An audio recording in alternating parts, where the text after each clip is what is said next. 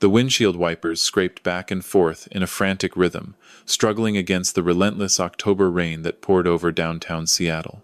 Water streaked across the glass in uneven waves, blurring the glow of traffic lights into smeared lines of red and green. I gripped the steering wheel tighter than I needed to, my knuckles pale, my shoulders tense from more than just the slick roads. It had been months since I felt like myself, months of a quiet, heavy unease I couldn't quite explain. I told myself this drive was nothing more than a routine errand, a simple trip to the hardware store, something ordinary to anchor me. But deep down there was a strange pull in my chest, as if something unseen was waiting just ahead, ready to shatter whatever illusion of normalcy I still held on to. I stopped at a red light on 4th Avenue, the engine humming low beneath me, the heater pushing out dry warmth that never quite reached my bones. That was when I saw her. At first, she was just another shape in the storm, a figure hunched against the cold, standing on the corner with a cardboard sign that sagged under the weight of the rain. People passed her without a glance, their umbrellas tilted, their eyes carefully averted in that practiced city indifference. She wore an oversized coat, soaked through, clinging to her thin frame like it didn't belong to her. In her arms, she held a bundle wrapped in layers of plastic bags, shielding it desperately from the downpour. I would have looked away like everyone else. That's what we do, after all. We convince ourselves it's not our problem, that stopping would only complicate things. But something about the way she stood, the slight tilt of her head, the way she curved her body around that bundle sent a sharp jolt through me. It was a feeling I couldn't ignore, like a memory trying to force its way to the surface. My eyes lingered longer than they should have. And then, as a bus roared past, splashing dirty water across the sidewalk, she turned slightly, just enough for me to catch a glimpse of her face. My breath stopped. It wasn't possible. It couldn't be. My daughter, Elelliana, was supposed to be living a life most people only dreamed of: a luxury condo in Bellevue, designer clothes, a successful husband, a future that seemed untouchable. Just 6 months ago, I had sat at her polished marble kitchen counter, holding a cup of expensive coffee while she laughed about nursery decorations and baby names. She had everything. She was safe. She was happy. But the woman standing in the rain looked like a ghost of that life. Her cheeks were hollow, her skin pale beneath the streaks of rainwater, her lips tinged blue from the cold. When she lifted her head, her eyes met mine for the briefest second, dark, empty, and filled with something I had never seen in her before. Not sadness, not exhaustion, fear.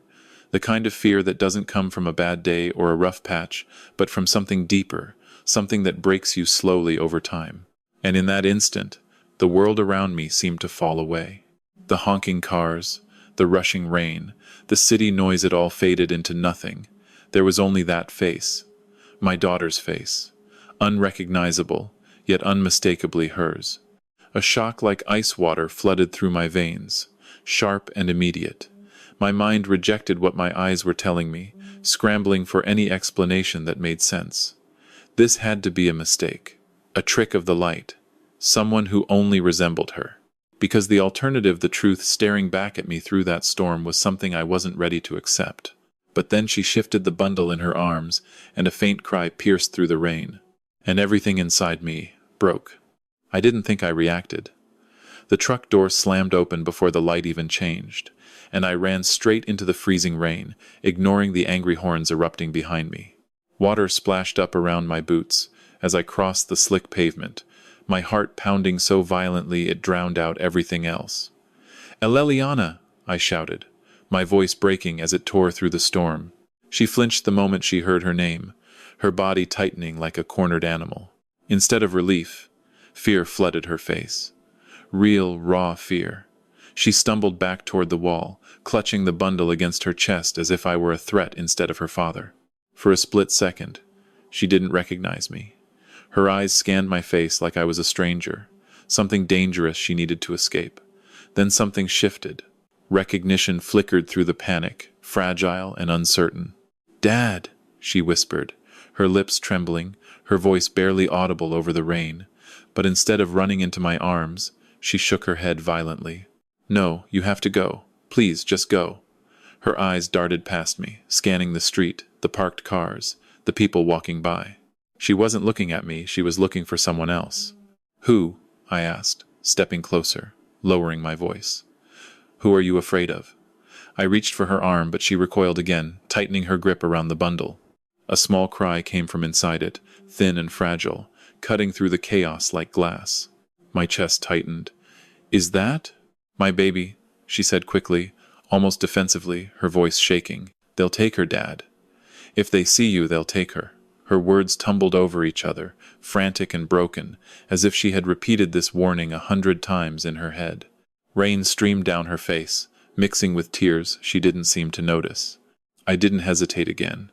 Nobody's taking anything, I said firmly, stepping closer despite her fear.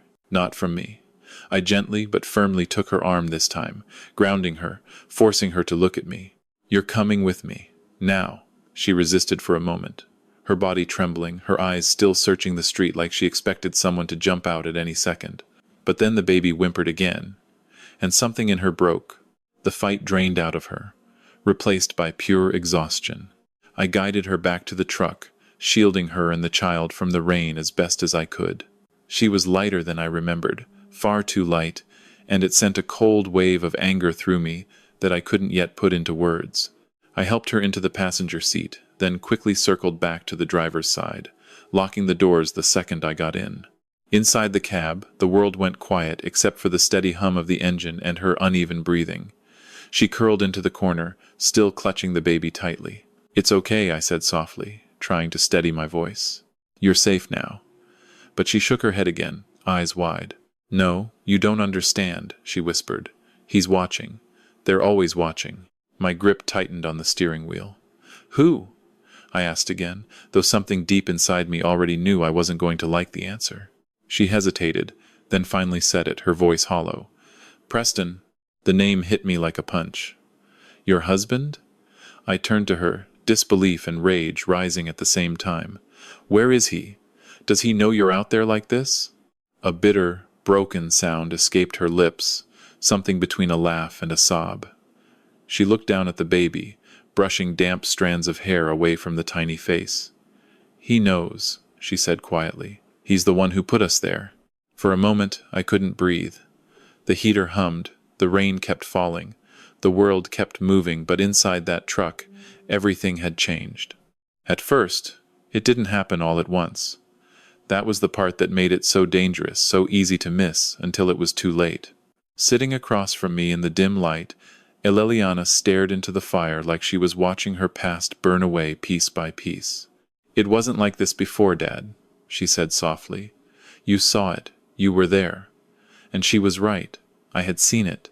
The polished floors, the laughter echoing through wide, sunlit rooms, the way Preston used to look at her like she was the center of his world. Everything had seemed perfect. Too perfect, maybe. But perfection has a way of hiding cracks until something heavy enough comes along to break it. For them, that something was the baby.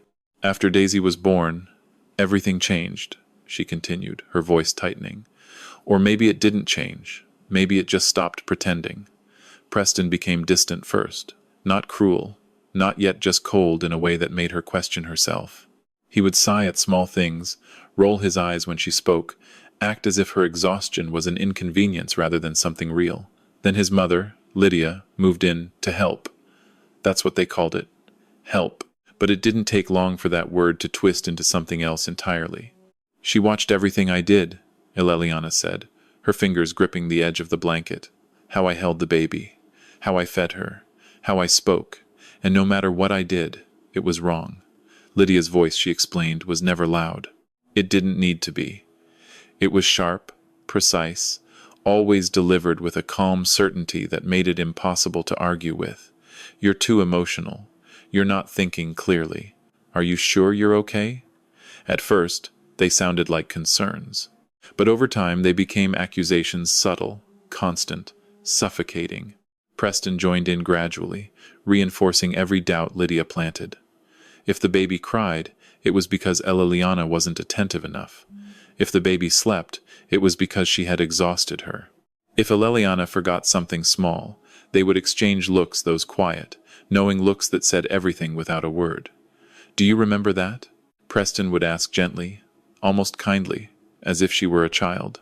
And when she insisted she did, He would smile in that calm, patient way and say, "That's not what happened." "That's when I started to feel it," she whispered. "Like I was, slipping." Sleep became a weapon. They controlled it without ever saying they were. Preston would wake her in the middle of the night, claiming Daisy was crying when she wasn't. Lydia would insist she stay up to monitor the baby, only to criticize her for being too tired the next day. Hours blurred together. Days lost their shape. Reality itself began to feel unstable. Gaslighting isn't loud. It doesn't announce itself. It's a slow erosion, a steady rewriting of truth until you no longer trust your own mind. "I started apologizing for things I didn't even understand," Elelliana said, her voice cracking.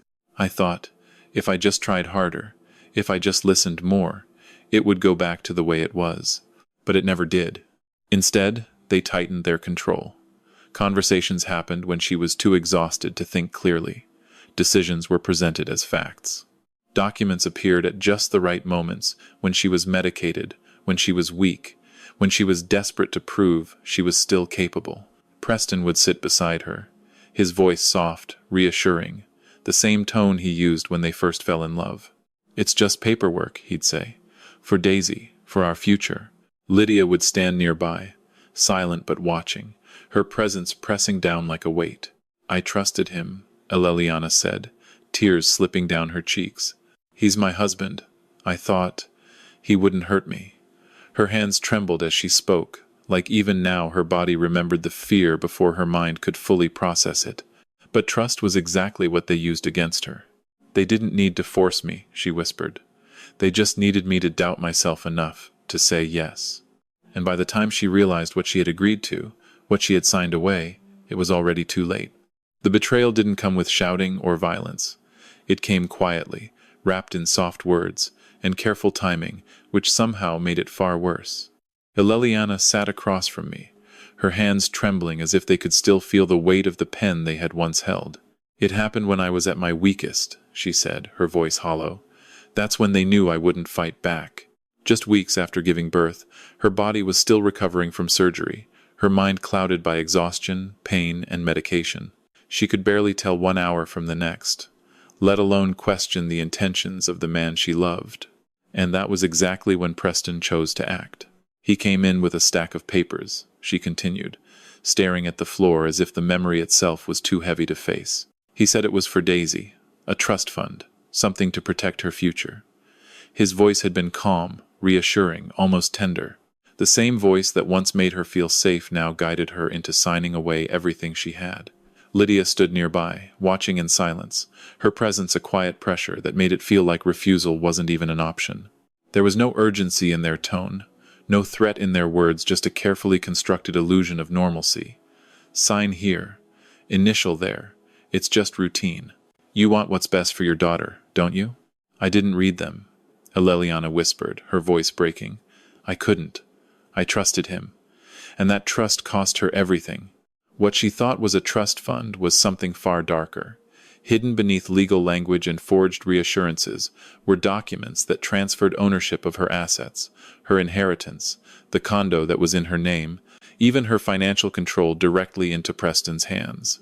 A sweeping power of attorney stripped her of the authority to make decisions for herself. Within days, the money, hundreds of thousands, was gone, funneled into offshore accounts under Lydia's name, far beyond her reach. It was clean, calculated, and almost impossible to trace without help. "They didn't just take the money," she said, her eyes filling with tears. "They took everything that made me, me. Without assets, without legal rights, without even access to her own accounts, she was left completely dependent on the very people who had betrayed her. And once they had what they wanted, the mask finally dropped. That's when things got worse," she continued, her voice barely above a whisper, "because they didn't need me anymore. At first, it was subtle, being locked out of the house for short periods, told it was for her own mental clarity. Then the hours grew longer. Afternoons turned into entire days. Her phone disappeared. Her wallet, her keys gone. Each time she asked, the answer was the same. "You're not well enough to manage these things right now. You need to rest. You're confused." And slowly, piece by piece, her independence was stripped away, until she had nothing left to stand on. Then came the final, cruel twist. They took me to different parts of the city, Elelliana said, her voice shaking again as the memory resurfaced. Dropped me off with a cardboard sign, and told me not to come back until I made money. At first, she thought it was punishment. Something meant to humiliate her, to break her spirit. And it did, but it was more than that. Much more. They were filming me, she said, her eyes wide with the horror of it even now. Taking pictures, recording everything. The soaked clothes, the shaking hands, the desperation in her face. It was all carefully documented. Not as proof of cruelty, but as evidence of instability. They were building a case, one frame at a time, to show the world that she was unfit, unreliable, incapable of being a mother. They wanted me to look like I was losing my mind, she whispered, so when they took Daisy, no one would question it. The rain outside the truck suddenly felt colder as the truth settled in. This wasn't just betrayal. It was a calculated destruction of a person financially, emotionally, legally. They hadn't just stolen her money. They had stolen her identity, her credibility, her voice.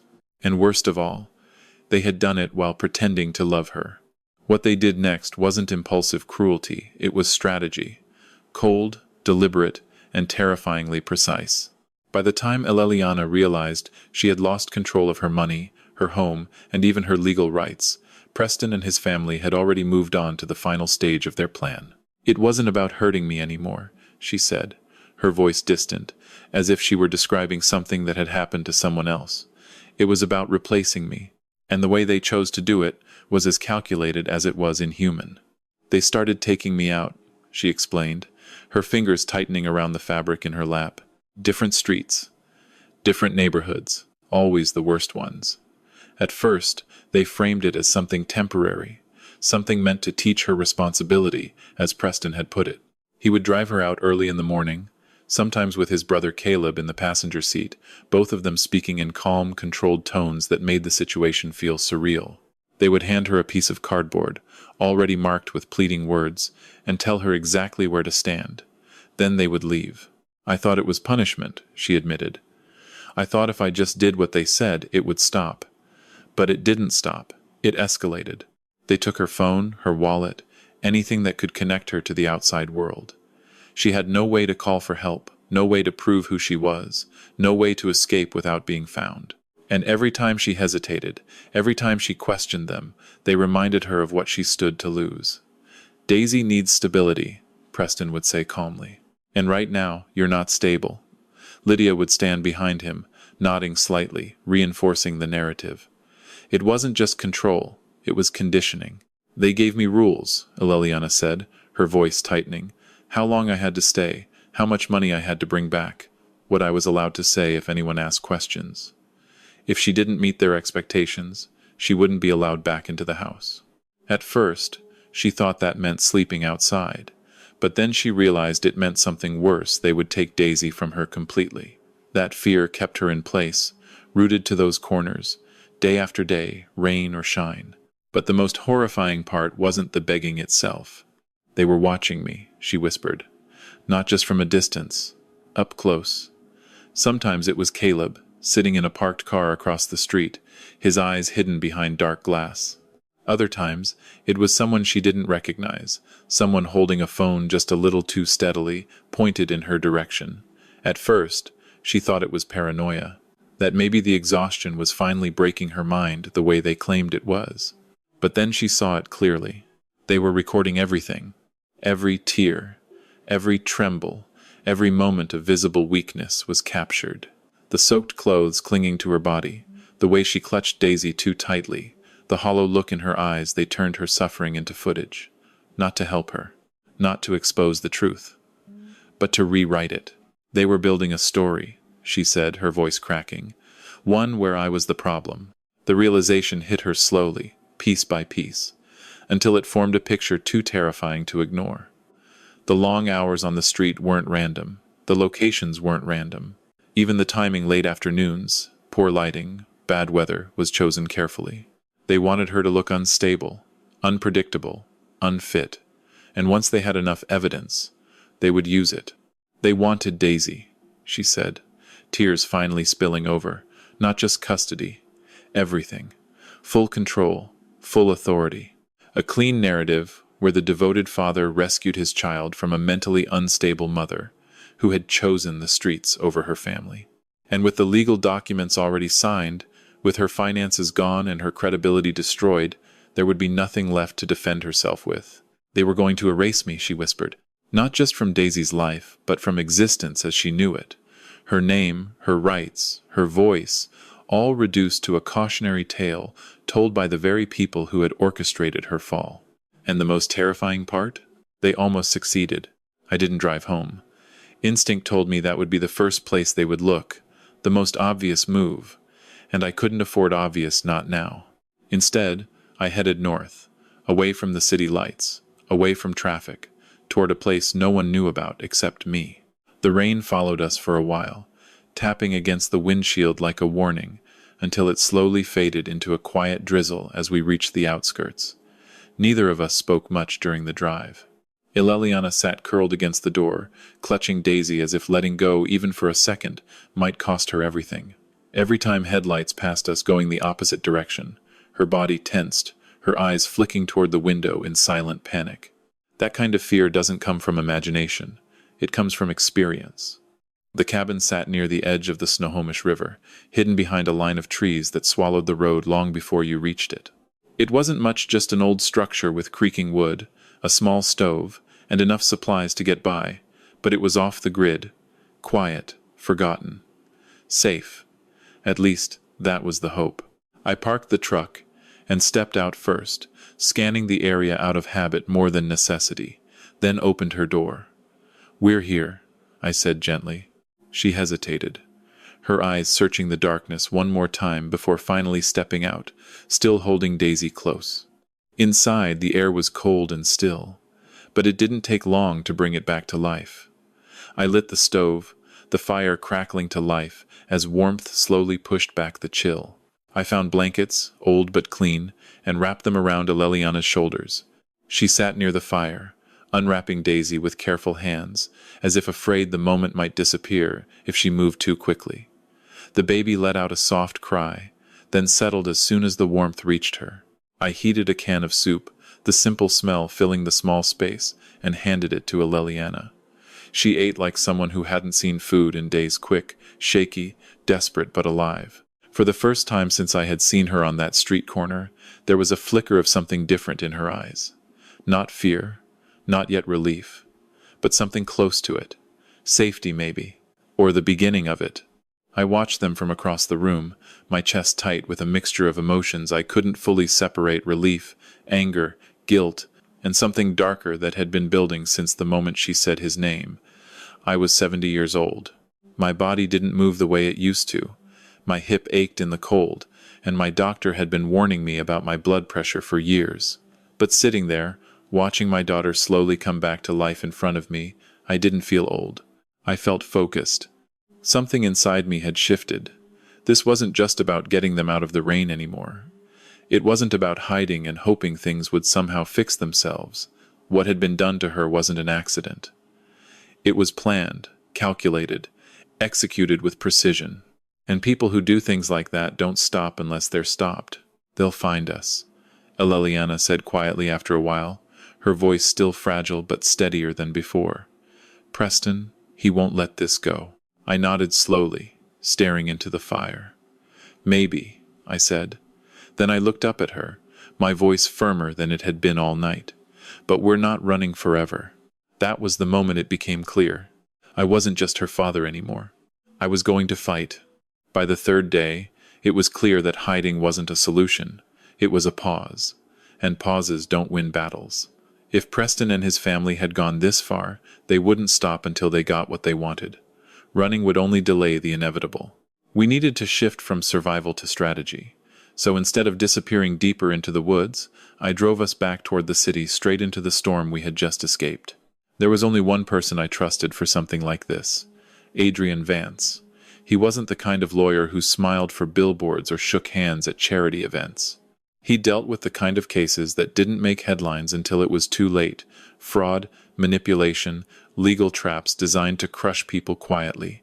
And more importantly, he owed me a favor. A big one. When we walked into his office, we didn't look like clients. We looked like refugees. Elelliana's clothes were still worn, her face pale but determined, Daisy resting quietly in her arms. Adrian took one look at us, and didn't ask unnecessary questions. He closed the door, silenced his phone, and told his assistant to cancel everything. "Start talking," he said. And we did. Everything came out: the manipulation, the documents, the forced begging, the threats. As Elelliana spoke, I watched Adrian's expression carefully. He didn't look shocked. He looked focused. That was worse, because it meant he understood exactly how real this was. When she finished, the room fell into a heavy silence. Then Adrian leaned back slightly, exhaling through his nose. "This is structured," he said. "Not emotional, not impulsive, structured." His eyes shifted to me, which means there will be a trail. That's when he made the call. Her name was Tanya, a forensic accountant with a reputation for finding things people thought were buried forever. She arrived faster than I expected, carrying nothing but a laptop and a calm intensity that filled the room the moment she sat down. "If money moved, it left fingerprints," she said simply. "Let's find them." What followed felt less like a conversation and more like an operation. Account numbers, timestamps, signatures, everything Elelliana could remember, Tanya fed into her system with rapid precision. The sound of her keyboard became the heartbeat of the room, each keystroke tightening the tension in my chest. Minutes passed. Then more. No one spoke. Until suddenly, Tanya stopped. "Got it." The words cut through the silence like a blade. She turned the screen toward us, her expression no longer neutral. "He made a mistake," she said. "Several, actually." She pointed to a set of records, lines of data that didn't mean much to me at first glance, but the tone in her voice said everything. "The transfer of assets? Backdated. But the system timestamp doesn't lie. These documents were uploaded while she was still in the hospital." Adrian leaned forward, his eyes narrowing. "Forgery," he said quietly. "And not just that," Tanya continued, pulling up another file. "The notary listed on these documents died 3 years ago." The room went still. But she wasn't finished. "There's more," she added, opening another window. "Cloud backups. He didn't wipe them properly." A series of messages appeared on the screen, short, direct, and devastating. Instructions, timelines, coordination. One line in particular stood out, burning itself into the air between us. Asterisk. "Make sure she stays out there long enough. We need it to look real." Asterisk. My stomach turned. Adrian didn't speak for a moment. Then slowly, a cold smile spread across his face. "That's not just fraud," he said. "That's coercion, conspiracy, and possibly much worse." For the first time since this began, the balance shifted. We weren't guessing anymore. We had proof. Once the pieces were laid out in front of us, the truth wasn't just disturbing, it was undeniable. What Preston and his family had done wasn't a misunderstanding, and it wasn't something that could be explained away with clever words or legal maneuvering. It was a calculated operation, built on lies, forged documents, and deliberate cruelty. And now, for the first time, we could see the full scope of it. Tanya's screen glowed in the dim office, illuminating records that told a story far darker than any of us had expected. The forged signatures, the backdated transfers, the dead notary, it was already enough to destroy them. But then she opened one more file. "I almost missed this," she said quietly. A policy document appeared on the screen. Life insurance. Elelliana leaned forward slightly, her breath catching as she read. The policy had been taken out just weeks earlier, shortly after everything began to fall apart. The payout was substantial, enough to explain everything. "Double indemnity," Tanya added, her voice tightening. "Accidental death pays twice." The room went silent. For a moment, no one spoke, because the implication was too heavy to say out loud. They hadn't just planned to take her money. They hadn't just planned to take her child. They had created a situation where her death would look like a consequence of her own instability, exposure, neglect, maybe even an accident on the street. And if that happened, they wouldn't just walk away clean. They would profit from it. Elelliana's hands began to shake again, but this time, it wasn't from fear alone. It was from realization. "They were waiting," she whispered, "waiting for me to disappear." Adrian closed the folder slowly, his expression no longer just focused. It was sharp, decisive. "Then we stop waiting too," he said. "We bring them in." The plan came together quickly, almost too quickly, as if it had been waiting for the right moment to exist. We would not chase them. We would not confront them in anger. We would invite them on our terms. Adrian contacted Preston's legal team with a simple message. Elelliana was exhausted, out of options, and ready to negotiate, ready to sign, ready to give them what they wanted. It was exactly what they had been expecting. The meeting was arranged for the next morning, in a neutral location, a quiet conference room in a downtown hotel. Clean, controlled, professional. The kind of place where people felt safe enough to make mistakes. But this time we were ready for those mistakes. Hidden in plain sight, a small camera was set up to capture everything. Tanya monitored the audio from the next room, her laptop ready to record every word. The documents, the real ones, were organized and waiting, each piece of evidence placed in order like steps in a trap that had already been set. "Let him talk," Adrian reminded us. "People like him always do." When Preston walked into that room, he carried the same confidence that had protected him this far. Calm smile, perfect posture. Lydia at his side, Caleb just behind him. They looked untouchable, until the truth started speaking. At first, it was subtle questions that seemed harmless, statements designed to make him comfortable. He leaned into them, just as expected, repeating his version of events, reinforcing the narrative he had built. But then the first piece of evidence slid across the table, the text messages. His expression faltered. Then came the bank records, the forged documents, the notary discrepancy. Each one stripped away another layer of control. "What is this?" he demanded, but his voice had already lost its certainty. Adrian didn't raise his voice. He didn't need to. "This," he said calmly, "is the part where your story stops working." The room tightened. The air shifted. And for the first time, Preston looked exactly like what he was: not powerful, not untouchable, but exposed. Then came the final blow. "The insurance policy," Adrian added quietly. Silence. No one moved, because there was no explanation left for that. And just as the weight of it settled over the room, the door opened. Uniformed officers stepped inside, followed by a detective who didn't hesitate. "Preston Miller," he said firmly, "you're under arrest." This time, there was no smile, no control, no escape. The morning of the meeting arrived with a cold, fragile calm, the kind that settles in just before something breaks.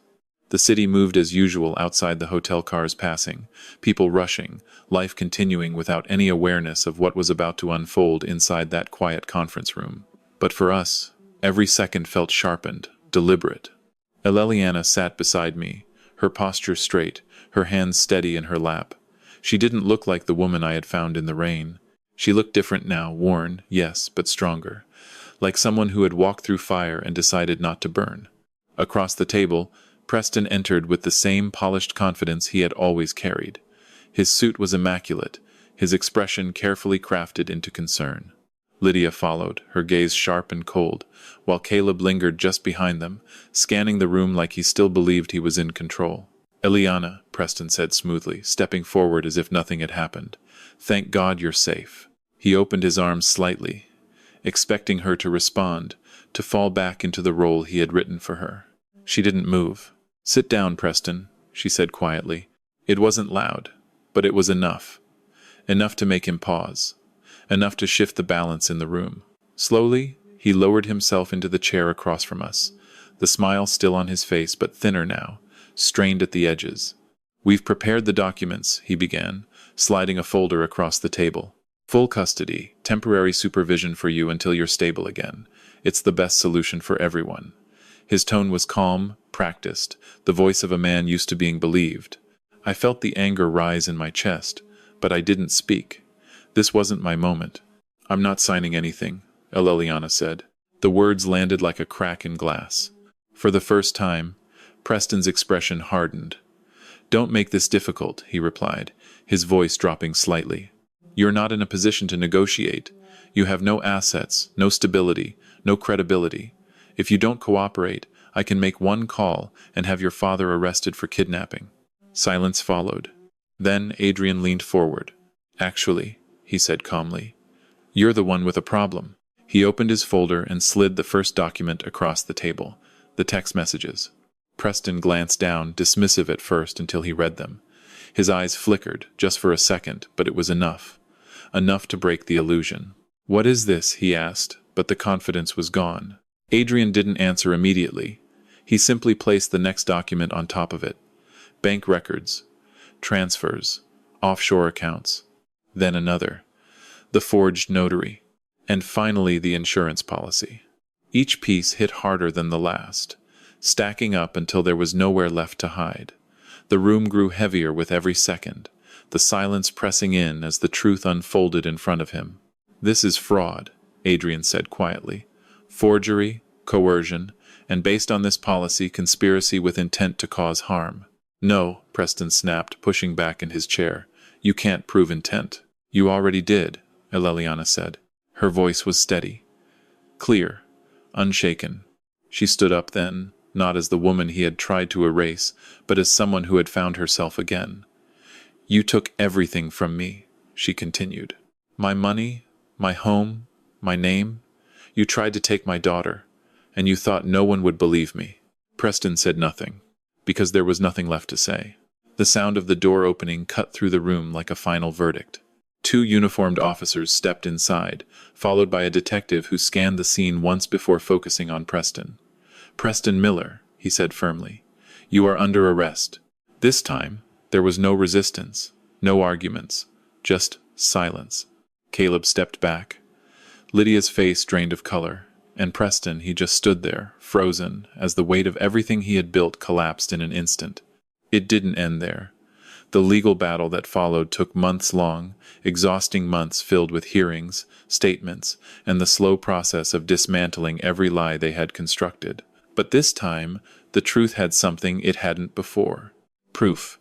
One by one, their defenses fell apart. The documents were invalidated. The assets were traced and returned. The charges held. And when it was over, when the dust finally settled, Elelliana walked away with everything they had tried to steal from her, not just her money, not just her home, but her life. She sold the condo.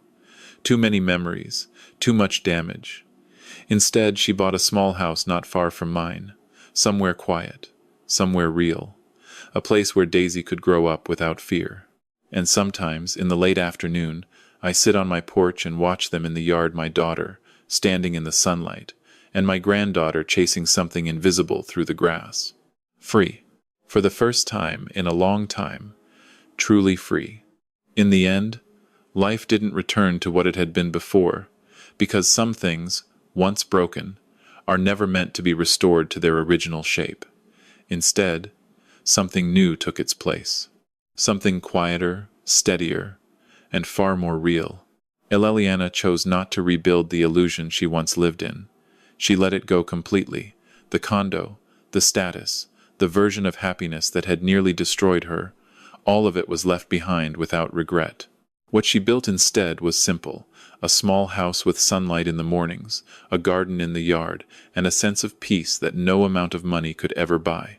Daisy grew quickly, as children always do, unaware of how close her life had come to being shaped by something far darker. Now, her laughter filled the spaces that used to echo with fear. She took her first steps on soft grass instead of cold pavement, her tiny hands reaching not out of desperation, but curiosity. And every time she stumbled, Elelliana was there, not broken, not afraid, but strong enough to lift her back up again. That was the difference. That was everything. I often sit nearby, watching them, feeling the weight of everything we went through settle into something I can finally understand. For a long time, I thought protection meant control, providing, guiding, fixing things before they broke. But I was wrong. Sometimes, protection means showing up when it matters most. It means refusing to look away when the truth is uncomfortable. It means standing in the rain, even when you don't yet understand why, and choosing not to leave. What happened to Elelliana was cruel, calculated, and almost irreversible. But it didn't define her. What defined her was what came after: the strength to stand again, the courage to... And maybe that's the truth we don't talk about enough. Resilience isn't loud. It doesn't always look like victory. Sometimes, It looks like survival, like choosing to keep going when everything tells you to stop. Justice, in the end, wasn't just about punishment. It was about restoration, about giving back what was taken not only in law, but in dignity and family. Family is what made that possible. Not the kind built on appearances or expectations, but the kind that shows up without hesitation, without conditions. Because when the storm comes, and it always does, the only thing that truly matters is who stands beside you when everything else falls apart.